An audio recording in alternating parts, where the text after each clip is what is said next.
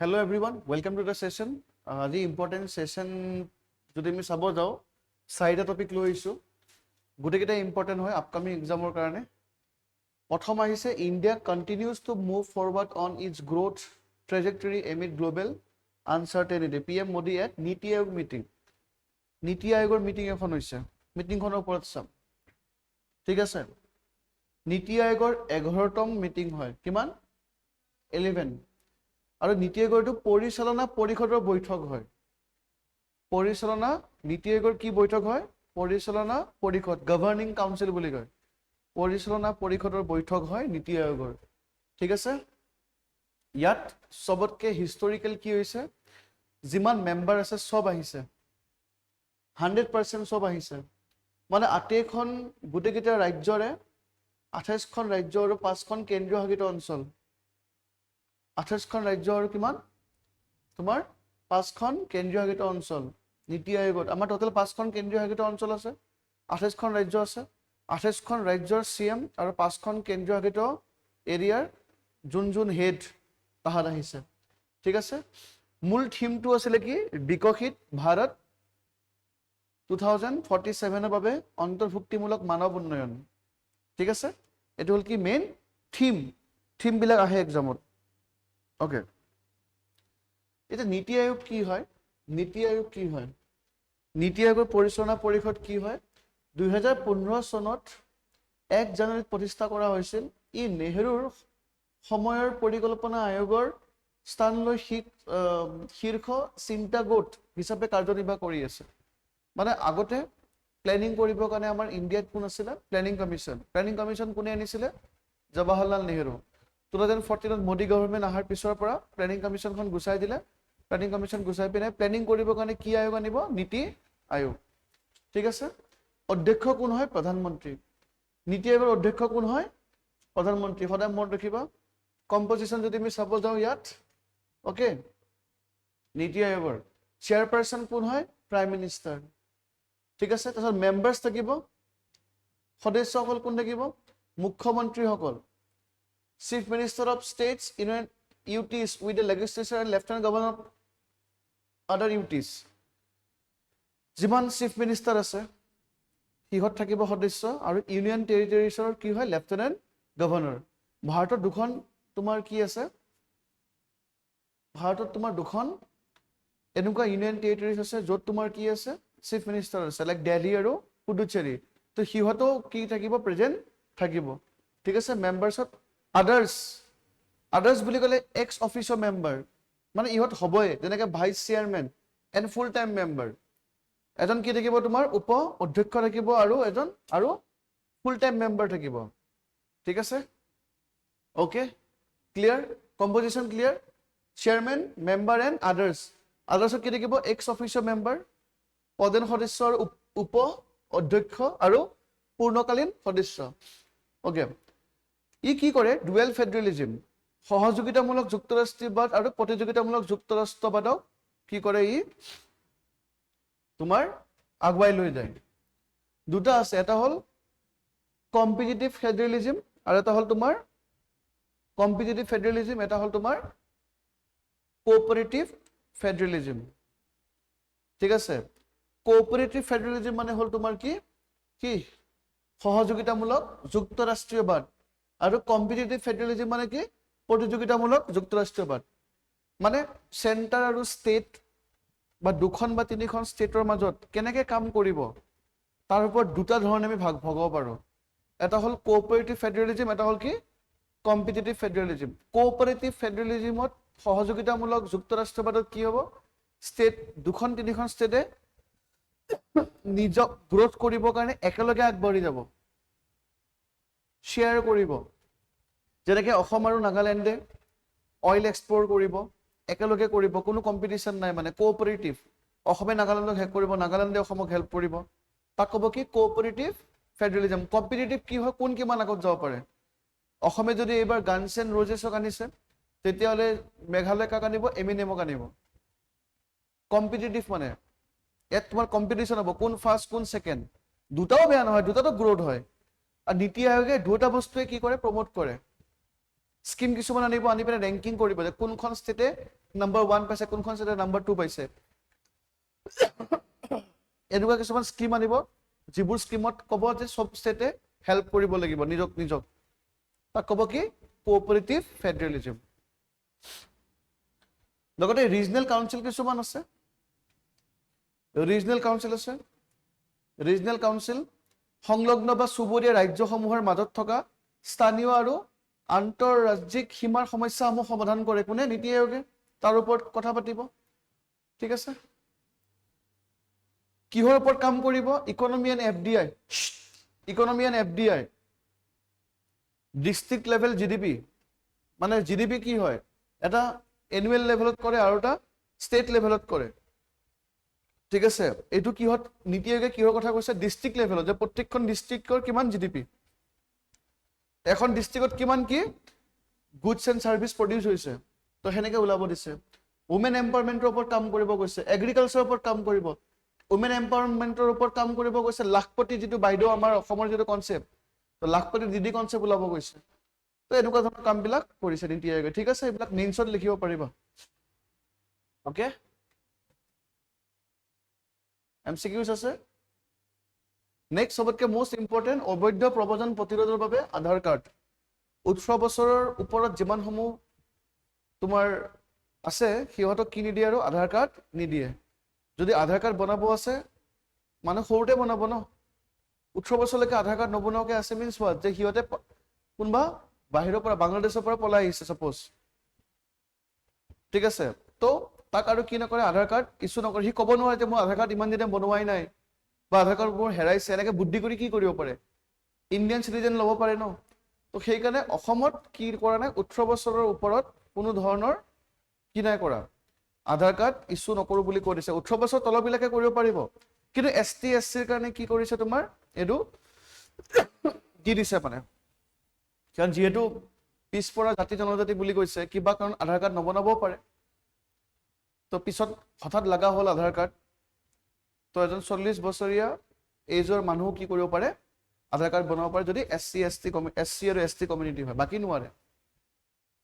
ঠিক আছে, অ'কে। 18 বছৰ বা তাতকৈ অধিক বয়সৰ লোকৰ বাবে নিয়মীয়া আধাৰ কাৰ্ড বনোৱা প্ৰক্ৰিয়াটো লগালগ বন্ধ কৰাৰ সিদ্ধান্ত লৈছে। এই সিদ্ধান্তটো কিয়? যাতে অবৈধ প্ৰব্ৰজন ৰোধ কৰিবলৈ। কোনোবা আহি যাব পাৰে ন, মানে এইটো কাটা তাৰৰ তলেৰে আহি যাব পাৰে, আধাৰ কাৰ্ড লৈ ল'ব পাৰে ন, তাক আধাৰ কাৰ্ড নিদিয়ে। যদি লাগে, ছাপ'জ তুমি আধাৰ কাৰ্ড বনোৱাই নাই আজিলৈকে, তোমাৰ বয়স 30 বছৰ হৈছে, তো তুমি DCৰ ওচৰত যাব লাগিব। DC পাৰ্মিশ্যন দিলেহে তুমি কি পাবা? আধাৰ কাৰ্ড পাবা। প্ৰচেছটো বহুত টাফ কৰি দিছে মানে। ঠিক আছে, বুজি পালা?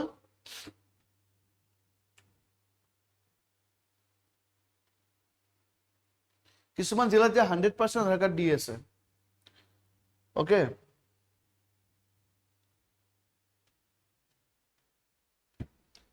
আধাৰ কি হয়? এটা 12 অংকৰ একক পৰিচয় নম্বৰ হয়। কোনে দিয়ে? ভাৰতীয় বিশিষ্ট পৰিচয় প্ৰাধিকৰণ UIDAI দিয়ে। ঠিক আছে, উপযোগিতা কি হয়? পৰিচয় পত্ৰ হয়, ঠিকনাৰ প্ৰমাণ পত্ৰ হয়। আধাৰ হৈছে বাসস্থানৰ প্ৰমাণ, কিন্তু নাগৰিকত্বৰ প্ৰমাণ নহয় দেই। আধাৰে নাগৰিকত্বৰ প্ৰমাণ নিদিয়ে, অকল বাসস্থানৰহে কি দিব? প্ৰমাণ দিব। ঠিক আছে, আধাৰ থাকিলে কি পাম? Direct benefit transfer. Aadhaar through দি আমি ৰাজসাহায্যসমূহ পাব পাৰোঁ। ঠিক আছে, আধাৰৰ থ্ৰু দি আমি বেংক একাউণ্ট খুলিব পাৰোঁ আধাৰ কাৰ্ড থাকিলে। ঠিক আছে, চৰকাৰৰ কাম কাজত সুবিধা হয়। তোমাক কিবা এটা দিব লাগে, বেলেগৰ থ্ৰু দি নিদিয়ে, তোমাৰ আধাৰ লিংক যিটো বেংক একাউণ্ট থাকিব তাৰ থ্ৰু দি দিব। আৰু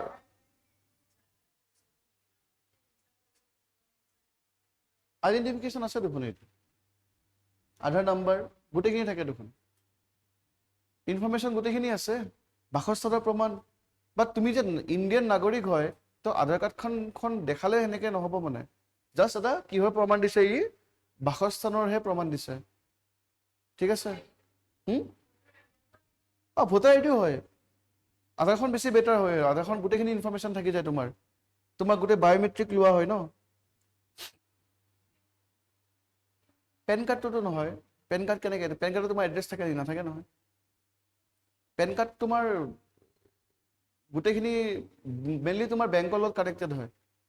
তুমি কিমান লোন লৈছা, কি কৰিছা, তোমাৰ গোটেই ডাটা ওলাই যাব, তোমাৰ মানে ফাইনেন্সিয়েল, ঠিক আছে, সেইখিনি ওলাই যাব। Okay, next. বাকী ইয়াত ৰেহাই, অ'কে, দেন কল্যাণমূলক সুবিধা স্থানান্তৰ যদি আমি চাব যাওঁ, ৰেচন কাৰ্ড দিবৰ কাৰণে সুবিধা হয়, আধাৰ কাৰ্ড থাকিলে ৰেচন কাৰ্ড দিব সুবিধা হয়, জীৱন যাপন কৰিব সুবিধা হয়, ঠিক আছে, তোমাৰ টেক্স হওক, টেক্স ফাইল কৰিবৰ কাৰণে আধাৰ কাৰ্ড ইউজ হয়। মানে ইউনিক নাম্বাৰ ন, গোটেইখিনি আছে তোমাৰ 12টা নম্বৰত, এড্ৰেছ এড্ৰেছ গোটেইখিনি থাকিব, ঠিক আছে।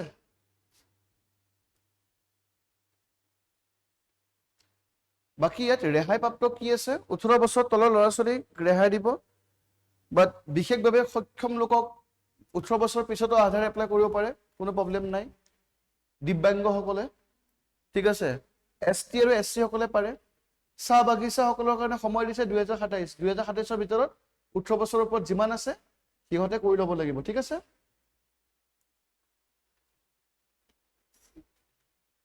নেক্সট এখন মিটিং হৈছিলে আছিয়ান আঞ্চলিক মঞ্চ, ARF, আছিয়ান আঞ্চলিক মঞ্চ।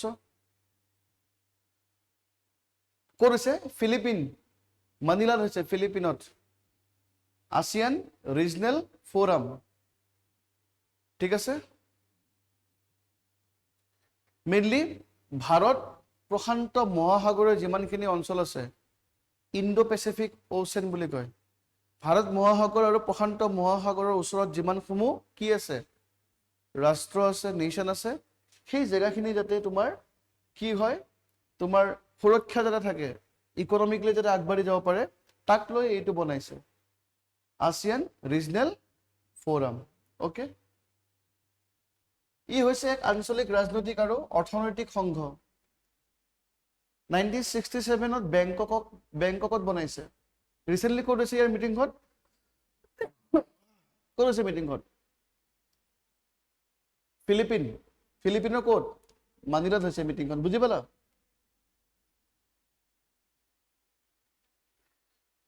তো বেংকক ডিক্লাৰেশ্যনৰ থ্ৰুদি বনোৱা হৈছিলে। প্ৰতিষ্ঠাপক সদস্যসমূহ কোন হয়? ইণ্ডোনেছিয়া, মালয়েছিয়া, ফিলিপিন, ছিংগাপুৰ আৰু থাইলেণ্ড। বৰ্তমান 10খন সদস্য ৰাষ্ট্ৰৰে গঠিত। ব্ৰুনেই, কম্বোডিয়া, মানে ইয়াত 10খনটো আছে, মেইন আছিয়ান কাণ্ট্ৰিসমূহ আছে, ঠিক আছে। 10খন সদস্য ৰাষ্ট্ৰৰে গঠিত, ব্ৰুনেই, কম্বোডিয়া, ঠিক আছে। ASEAN association of south east Asian nation. তো আছিয়ান কাণ্ট্ৰিবিলাকৰ আণ্ডাৰতে এটা ফ'ৰাম হৈছে, কি নাম দিছে? ASEAN regional forum. ASEAN regional ফ'ৰামটো কাৰ আণ্ডাৰত হৈছে? আছিয়ানৰ আণ্ডাৰত, ঠিক আছে, বুজি পালা? আছিয়ানৰ আণ্ডাৰত আছিয়ান কি হৈছে? ৰিজনেল ফ'ৰাম, ঠিক আছে। তো আছিয়ান কি হয়? আছিয়ান তোমাৰ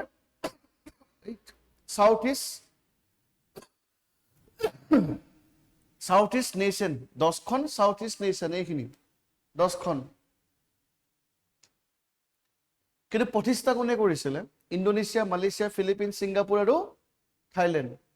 কিন্তু বৰ্তমান কিমান আছে? 10খন সদস্য আছে, গোটেইবিলাক সাউথ ইষ্ট এছিয়ান হয়। এইবিলাক ইণ্ডিয়া ইপিনে আছে ন, ম্যানমাৰ ইপিনে, ঠিক আছে।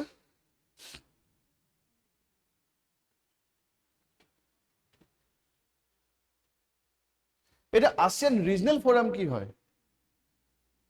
আছিয়ান ৰিজনেল ফ'ৰাম কি হয়? তোমাৰ ভাৰত প্ৰশান্ত মহাসাগৰীয় অঞ্চলত নিৰাপত্তা সম্পৰ্কীয় আলোচনাৰ প্ৰধান মঞ্চ হিচাপে 1994 চনতে আছিয়ান ARF প্ৰতিষ্ঠা কৰিছিল। মানে আছিয়ানে প্ৰতিষ্ঠা কৰিছে ৰিজনেল ফ'ৰাম। আছিয়ান যিবোৰ কাণ্ট্ৰি আছে, এই যিটো আছিয়ান নেশ্যন আছে, ইহঁতে কি কৰিছে? ক্ৰিয়েট কৰিছে কি? ASEAN forum. আছিয়ান ফৰ্ম হৈছে 1967ত। আছিয়ান ফ'ৰাম ফৰ্ম হৈছে কেতিয়া? 1994ত, ঠিক আছে। ইয়াত কিন্তু 27খন সদস্য আছে। 27খন সদস্যৰ ভিতৰত 10খনটো আছিয়ান সদস্য আছে, বুজি পাইছা নাই? ASEANৰ আণ্ডাৰত কি ফৰ্ম কৰিছে ASEAN ৰিজনেল ফৰাম যাতে তোমাৰ ইণ্ডো যেটো পেচিফিক ৰিজন আছে মানে ভাৰত আৰু তোমাৰ প্ৰশান্ত মহাসাগৰৰ যিমানসমূহ দেশ আছে সেই দেশসমূহৰ যাতে সুৰক্ষা কি ধৰণৰ সুৰক্ষা সামাজিক সুৰক্ষা অৰ্থনৈতিক সুৰক্ষাবোৰ যাতে কি হৈ থাকে সদায় চলি থাকে বা কন্টিনিউ হৈ থাকে তো তাৰ কাৰণে এখন গঠন কৰিছে 10খনটো ASEAN মেম্বাৰ আছে লগতে তোমাৰ কি আছে আৰু তোমাৰ 10খন ASEANত আলোচনা অংশীদাৰ ৰাষ্ট্ৰ যাৰ ভিতৰত কি আছে তোমাৰ ভাৰত ইভেন আমেৰিকা যুক্তৰাষ্ট্ৰ চীন ৰাছিয়া জাপান আদিও আছে টোটাল কিমানখন আছে 27খন 10খন ASEAN আৰু বাকি তোমাৰ ইন্ডিয়া আছে ৰাছিয়াও আছে আৰু লগতে কোন আছে ইউএসও আছে সবতকে মোস্ট ইম্পৰ্টেন্ট জাপানো আছে জাপান ওকে তো মেইন কাম কি এক্ট ইষ্ট পলিসি কি হয় আমাৰ ইন্ডিয়াৰ কাৰণে কিয় ইম্পৰ্টেন্ট হয় ভাৰতৰ বাবে ইম্পৰ্টেন্ট কি হয় বিকজ এইবিলাক এক্ট ইষ্ট মানে কি আমাৰ ইন্ডিয়া ইষ্টৰ পিনে কাম কৰিব লাগে এই কান্ট্ৰিখিনিক ফোকাস কৰিব লাগে তো এই কান্ট্ৰিক যদি ফোকাস কৰিব লাগে অবভিয়াসলি ASEAN ৰিজনেল ফৰামতো পাৰ্টিসিপেট কৰিবই লাগিব ঠিক আছে ওকে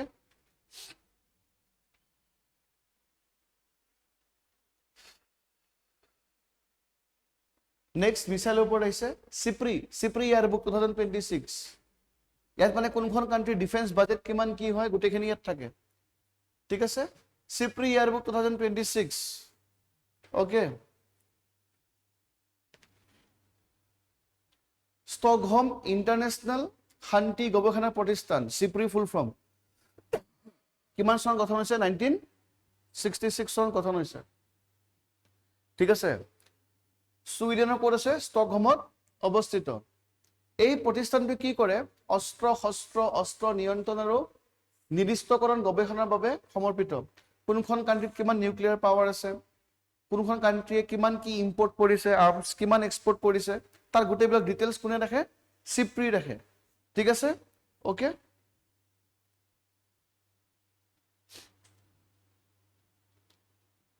ভাৰতৰ নিউক্লিয়াৰ ৱাৰহেড বাঢ়িছে 190 টালৈ বাঢ়িছে নিউক্লিয়াৰ ওয়েপন 190 চীনৰ কিমান আছে 620 পাকিস্তানৰ কিমান আছে 170 নিউক্লিয়াৰ ৱাৰহেডছ ঠিক আছে ক্লিয়াৰ মুঠ পাৰমাণৱিক অস্ত্ৰ 2026 চনত বিশ্বত 12187টা আছে বৰবাদ হৈ যাব পৃথিৱীখন ছাই হৈ যাব যদি গোটেইকেইটা একেলগে উৰাই দিয়ে ঠিক আছে সবতকে বেছি ক'ত আছে মানে যদি ডিফেন্সৰ ওপৰত সবতকে কাৰ বাজেট আমেৰিকাৰ যেটা সবতকে বেছি কিহত বাজেটটো খৰচ কৰে ডিফেন্সত তাতকে কোনো নকৰে ভাৰতে নাম্বাৰ 5ত আছে ডিফেন্সত মানে বাজেটত বেলেগ বেলেগ সেক্টৰ আছে নাই ডিফেন্স আছে এডুকেশ্যন আছে হেলথ আছে তো আমেৰিকা সবতকে বেছি কিহত খৰচ কৰে ডিফেন্স মানে সব কান্ট্ৰিৰ ভিতৰত সবতকে বেছি বাজেটত কোনে বেছি খৰচ কৰে আমেৰিকাই ভাৰতে কিমান নম্বৰত আছে 5 নম্বৰ ঠিক আছে তো আমেৰিকাৰ পিছত কোন আছে চীনৰ পিছত কোন ৰাছিয়াৰ পিছত কোন জাৰ্মানীৰ পিছত কোন ভাৰত মত ৰাখিবা এখানে ক্ৰনলজিক্যালি ঠিক আছে ভাৰতে এতিয়া পৃথিৱীৰ নম্বৰ 2 আছে ইম্পৰ্ট কৰে ডিফেন্স আইটেম বুজি পালা না মিসাইল হ'ব পাৰে যিকোনো হ'ব পাৰে M4 হ'ব পাৰে বুজি পাইছা নাই ৰাইফল হ'ব পাৰে নম্বৰ 2 আছে সবতকে বেছি কোনে আনে ডিফেন্স আইটেম ইউক্ৰেইনৰ পিছত কোনে মানে ইম্পৰ্ট বুজি পাইছা নাই আমদানি সেকেন্ড কোনে কৰিব ভাৰত সৌদি আৰবিয়া কাটাৰ দেন পাকিস্তান সো পাকিস্তানক খাব নাই কিন্তু ইহঁতে ডিফেন্স আইটেম বাহিৰৰ পৰা কি কৰে ইম্পৰ্ট কৰে ঠিক আছে ওকে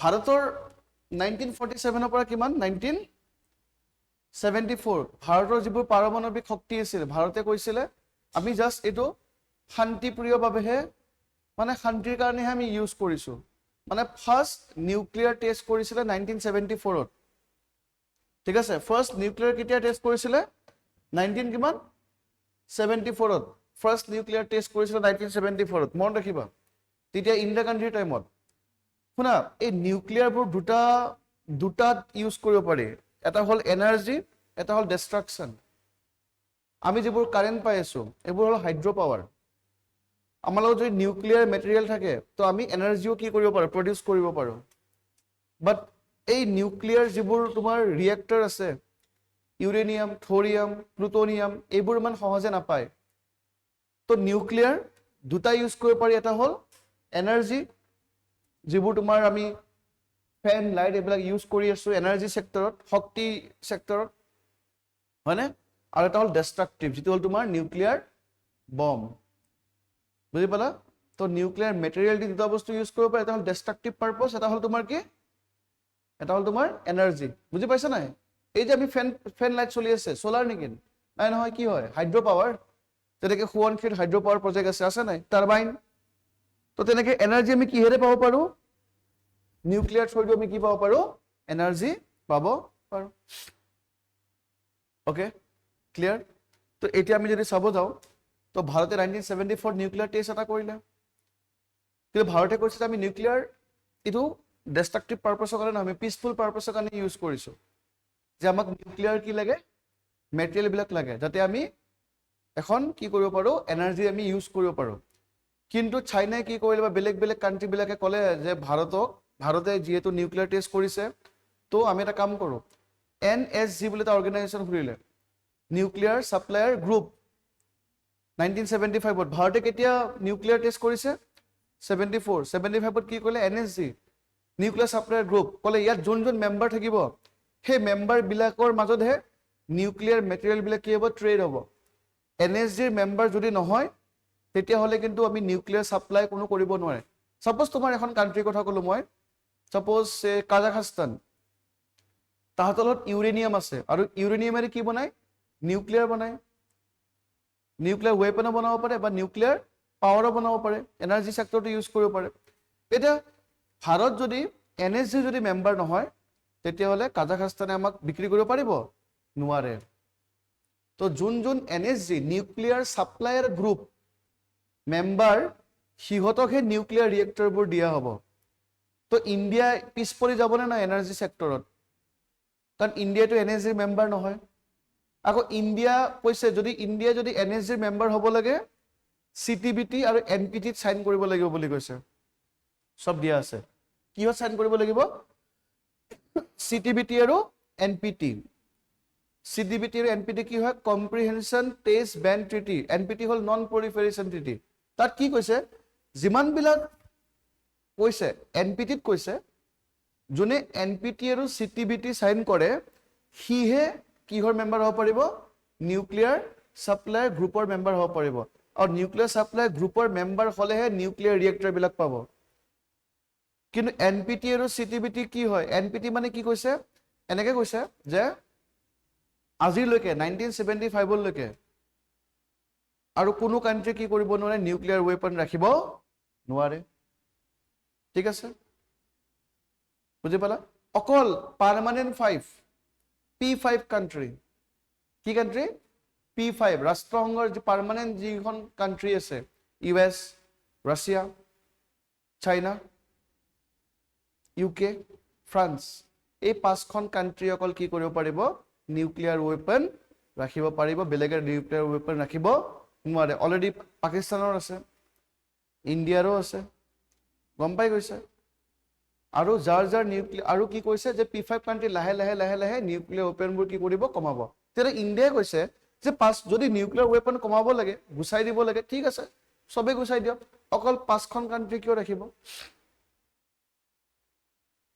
বুজি পাইছানে কৈছে অকল পাঁচখন কান্ট্ৰিহে নিউক্লিয়াৰ ৱেপন ৰাখিব পাৰে বাকীবিলাকে নোৱাৰে সেইটো হ'ল কি NPT ইণ্ডিয়া ডাইৰেক্ট কৈছে মই সাইন নকৰো কিয় সাইন কৰিম যদি নিউক্লিয়াৰ ৱেপন ৰাখিব নালাগে কোনো ৰাখিব নালাগে পাঁচখন কান্ট্ৰি কিয় ৰাখিব তো ইণ্ডিয়াই সাইন কৰা নাই পাকিস্তানে কৰা নাই ইৰাণে কৰা নাই ইৰাণে কৰিছে NPT সাইন কৰিছে তোমাৰ কোনে সাইন কৰা নাই আৰু সাউথ নৰ্থ কোৰিয়া কৰা নাই ইজৰাইলে কৰা নাই সাউথ সুদানে কৰা নাই তো ইণ্ডিয়াই যেহেতু NPT সাইন কৰা নাই তো ইণ্ডিয়া কিহৰ মেম্বাৰ হ'ব নোৱাৰে NSGৰ মেম্বাৰ হ'ব নোৱাৰে তো 1974 পিছত আমাৰ এইবিলাক ইস্যু হৈছে ঠিক আছে, কিন্তু লাষ্টত আমি কি কৰিলোঁ, নিউক্লিয়াৰ টেষ্ট কৰিছোঁ 1998ত অটল বিহাৰী বাজপেয়ীৰ টাইমত। কাৰণ আমি দেখিলোঁ যে চাইনাও নিউক্লিয়াৰ টেষ্ট কৰিলে, নিউক্লিয়াৰ কাণ্ট্ৰি হয়। ইপিনে তোমাৰ পাকিস্তানকো নিউক্লিয়াৰ ৱেপন দি দিছে চাইনাই। ঠিক আছে, তো সেইকাৰণে ইণ্ডিয়াই অপাৰেশ্যন শক্তি আণ্ডাৰত নিউক্লিয়াৰ টেষ্ট কৰিছে। অ'কে, 1998ত। MCQখিনি কৰা হ'ব, এনচাৰখিনি দিয়া আছে ইয়াত। অ'কে, ঠিক আছে।